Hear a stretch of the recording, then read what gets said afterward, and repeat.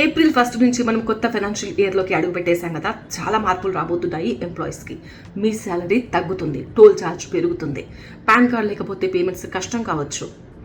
కొత్త కార్మిక చట్టాలు వచ్చేసాయి కదా, బేసిక్ శాలరీ 50% ఫిక్స్. అలాగే పిఎఫ్ అమౌంట్ అనేది ఎక్కువ కట్ అవుతుంది. దీనివల్ల మన చేతికి వచ్చే శాలరీ అనేది తగ్గుతుంది. అయితే హైదరాబాద్, బెంగళూరు లాంటి నగరాల్లో ఉండే వాళ్ళకి కొంత వెసులుబాటు ఏంటంటే హెచ్ఆర్ఏ బెనిఫిట్ లిమిట్ పెంచారు. కార్పొరేట్ కంపెనీలకు గుడ్ న్యూస్ ఏంటంటే కంపెనీలు ఇచ్చే మీల్ వోచర్ ట్యాక్స్ ఫ్రీ 50 రూపాయల నుంచి 200 రూపాయలకు పెంచారు. ఇక కంపెనీలు ఇచ్చే ఇంట్రెస్ట్ ఫ్రీ లోన్ 2 లక్షలకు పెరిగింది. ఇక పాన్ రూల్స్ కూడా మారబోతున్నాయి. ఇన్సూరెన్స్ ప్రీమియం దగ్గర నుంచి ఏదైనా ప్రాపర్టీ పర్చేస్ వరకు పాన్ తప్పనిసరి చేశారు.